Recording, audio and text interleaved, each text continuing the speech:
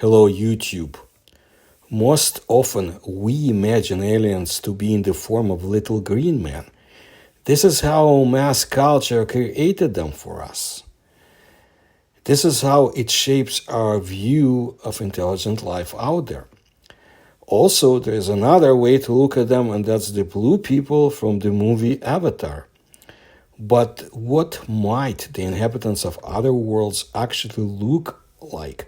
So I'll bring you some ideas that are being tossed around in Russia, but there's also a reference to foreign sources too.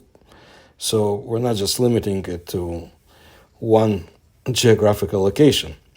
You see, scientists do not have a consensus on this issue. One group of astrobiologists believe that we will be dealing with our duplicates, that is, with organisms very similar to us. They support this idea with weighty arguments. At first glance, the argument is ironclad. The same laws of physics apply in different parts of the universe. For example, gravity. Therefore, all living organisms must be adapted in order to overcome gravity. If aliens live on a solid surface, then they must have limbs to reduce the friction force while moving. In the event that their native element is liquid, then most likely their body has a streamlined spindle shape like sharks and dolphins. This appearance is dictated by the laws of hydrodynamics. And you can't do without fins there either. If our brothers in intelligence, so to say, are floating in gaseous environment, then they will need the same wings. Life on Earth originated in water, so our ancestors crawled on the seabed, explained zoologist and astrobiologist Professor Arik Kirschenbaum. And if you crawl, then you have the front and back of your body, as well as the left and right sides, simply because symmetrical animals move much faster than non-symmetrical ones. And if you are symmetrical, then you have an even number of legs. That is the same number of limbs on the right and left. Aliens, of course, can have, for example, a round shape, but for this they must live in a bottomless ocean. Of course, the range of shapes can be incredible, just like we have on Earth, from a human being to a 75-ton dinosaur. But the general principle and scheme of the assembly of aliens, they're unlikely to differ radically from the earthly design. And we know that it turned out to be a man. For a change, there's an option of those blue people from the movie Avatar. In the case of contact with extraterrestrial intelligence, we will have to deal with creatures that were predators in the past. And most scientists agree on this. All life needs energy, and energy comes from two sources, from sunlight or other sources of heat, or from other creatures, says Professor Kirschenbaum. Plants have learned to use the first source of energy, and animals that eat other animals, and the same plants have learned to use the second. Consequently, there will be predators and their prey somewhere on Alpha Centauri. But contact with an intelligent cow seems to be unlikely. The fact is that plant-based nutrition provides less energy than protein food. Having developed brain is a very expensive pleasure. For example, the human brain weighs 2% of the body weight and consumes 25% of energy. Not everyone can afford such luxury. High intelligence pays off only if it provides its owner with a varied high-calorie diet. A cow with an Einstein brain will not be up to the theory of relativity. It will have to eat grass 24 hours a day to provide the gray matter with energy. Carnivorous creatures have much more free time from eating. Why are aliens necessarily a pack predator? because joint hunting trains social skills. You need cooperation within a pack of comrades. This is how our ancestors developed, driving mammoths into traps. Tigers that hunt alone, relying on their strength and agility, would hardly have evolved into an intelligent creature. But wolves would have a much better chance. Therefore, if aliens come to us, they will most likely look like humanoids. But this point of view has quite a lot of opponents. And we will go the other way, so to say. Indeed, the laws of evolution certainly apply in all corners of the universe. But who said that the nature can solve the same problems created by the environment in the same ways? Says Jonathan Salmon, professor of evolutionary biology at Harvard University. We often find the most amazing solutions on our planet. Take, for example, the woodpecker and the Madagascar lemur.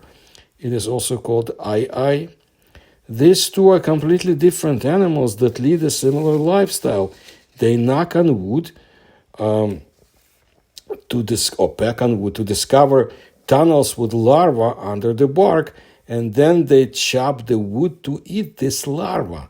But for the same tasks, these species have developed completely different tools. The woodpecker has a hard beak, an extremely long tongue covered with spines, and a shock-proof skull. In turn, the ai has a long and thin skeletal finger instead of a beak, with which it perfectly extracts larvae. And you can also remember snakes that have found an alternative way to move on a hard surface without having limbs. Or a tumbleweed, a plant that proves that round shape gives organisms its advantages. Academician Lev Zeleny, scientific director of the Space Research Institute of the Russian Academy of Sciences, agrees with the idea that life on other planets can be organized on completely different principles. Even on Earth, there are strange life forms that do without oxygen and sunlight, according to the Russian academician. As an example, we can cite the so-called black smokers, colonies of microorganisms on the ocean floor around underwater volcanoes. They do not live off solar energy, but on volcanic heat. It is a primitive form of life, but organized on completely different principles. Scientists suggest that even on Venus, where the surface temperature reaches 470 degrees Celsius and the pressure is approaching 100 atmospheres, there may be completely unusual forms of life for us. In any case, in the images transmitted by the Soviet Venera stations, the researchers found objects that either fall into the frame or run away from it. And in the coming years, Russian, American, European, and Indian expeditions are going to search for aliens on Venus. I strongly recommend to my audience to look at my videos about Venus, because there is something strange going on there. And the Soviets have discovered something there. The point is how much is being told to us, of course, by the governments in our country. Anyway, Adam Frank, professor of astrophysics at the University of Rochester, believes that aliens can evolve into mighty giants the size of elephants if they happen to be born on a planet with high gravity. In turn, researchers from the Cornell University came to the conclusion that the inhabitants of exoplanets that orbit red dwarfs, this is the most common type of stars in our galaxy, can glow like fireflies in red, blue, and green. The fact is that red dwarfs often emit bursts of ultraviolet radiation, and on our planet some organisms, such as corals, protect themselves from UV rays with a special pigment. It converts invisible ultraviolet light into visible green light. But an even more exotic model is described by Valentina Erastova, a researcher at the Faculty of Chemistry at the University of Edinburgh. If there is a high level of radiation on the planet, then life can go underground using the soil as protection. In this case, simple multicellular life can be similar to mushrooms. The food body of the mushrooms hunted by terrestrial mushroom pickers is the only visible part of the iceberg. Most of the fungi's life takes place underground in an extensive network of roots called mycorrhiza. And who can guarantee that over millions of years of evolution, a species of thinking mushrooms will not appear? Anyway, there are at least 100 billion planets in our galaxy alone. Scientists believe that 200,000 of them may be inhabited. The discovery of even one of these worlds can completely change our understanding of what life is. I often refer to the works of Ivan Yefremov, most intelligent person. He was in the Soviet Union, a scientist, a thinker, a writer, suspected of being an extraterrestrial spy by the Soviet KGB. And you can look at my playlist, Ivan Yefremov, for the full story. I've been following it up since for decades. But in his book, excellent book, by the way, you can even read it in English, Heart of the Serpent, he stated some ideas on what the intelligent creatures can look like on other planets through using the, so to say, his characters in the novel to espouse the ideas. So I'll read some of the excerpts. That humanity has long abandoned the once widespread theories that thinking beings can be of any kind, of the most diverse structure. Remnants of religious superstitions forced even serious scientists to rashly assume that a thinking brain can develop in any body, as previously believed in gods who appeared in any form.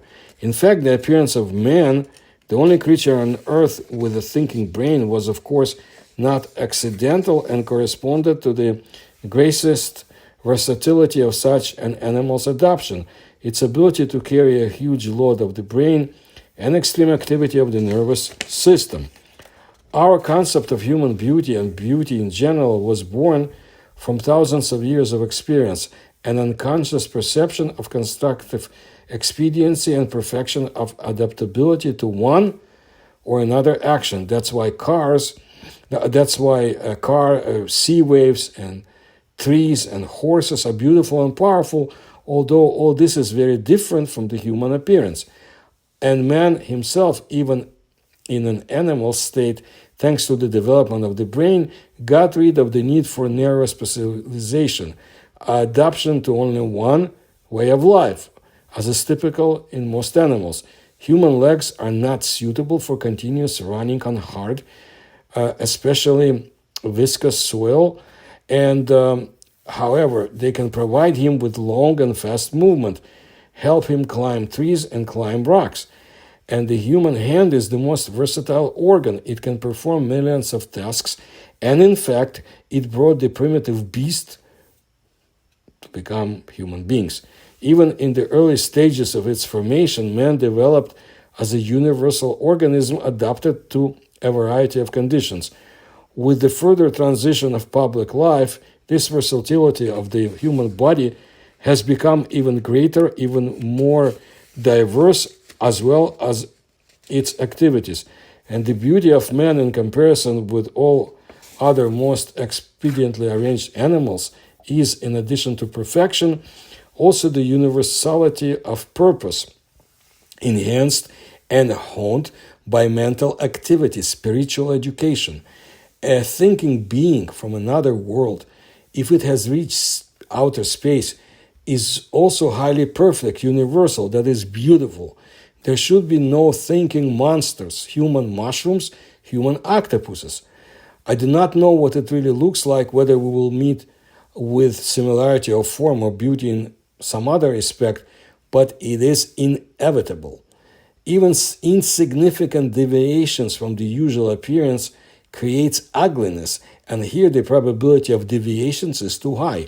After all, minor shape deviations, the absence of a nose, eyelids, lips on a human face caused by the trauma as perceived by us as deformity, are perceived to us by us as deformity and are terrible precisely because they are on a common human basis. The muzzle of a horse or a dog is very different from a human face, yet it is not ugly, even beautiful. This is because it has the beauty of expediency, while on a traumatized human face, harmony is disrupted. He should have seen what's going on in the 21st century. Anyway, let me continue. Therefore, if they are very far from us in appearance, they will not seem ugly to us. And if they are the same as us, but with horns and trunks, horns are not needed by a thinking being and never will be. The nose can be extended like a trunk, although a trunk in the presence of hands without which there can be no human is also not needed. This will be a special case, an optional condition for the structure of a thinking being. But everything that develops historically as a result of natural selection becomes a pattern, kind of average of many deviations.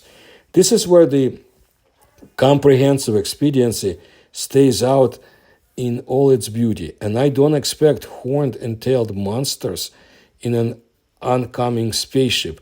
They won't be there. Only the lower forms of life are very diverse. The higher they are, the more similar they are to each other. Paleontology shows us what rigid limits evolutionary development put higher organisms in. Remember the hundreds of cases of complete external similarity in higher vertebrates from completely different subclasses, marsupials and placentals. A crew member suddenly began to object, saying that alien beings, even with a completely human and beautiful shell, a body, can turn out to be infinitely far from us in mind, in intelligence, in their ideas about world and life. And being so different, they can become cruel and terrible enemies. The response was that at the highest stages of development, there can be no misunderstanding between thinking beings. A person's thinking and his mind reflect the laws of the logical development of the surrounding world, the entire cosmos, the entire universe. In this sense, man is a microcosm. Thinking follows the laws of the universe, which are the same everywhere. Thought, wherever it appears, will inevitably be based on mathematical and dialectical logic. There can be no other completely dissimilar thinking, since there can be no man outside of society and nature. What can I tell you? I don't agree with everything that was stated by Ivan Yefremov, but if he was an extraterrestrial spy, he might know much more than our scientists today. We will see. I have studied dolphins also for many years, and I think that dolphins may be the closest to what we have in higher intelligence on this planet, and they certainly don't look like human beings. But I believe Yefremov addressed that too. So that's what I wanted to let you know today. Keep thinking. Come to your own ideas about what intelligent beings out there will look like. I'm sure we'll find out in the near future.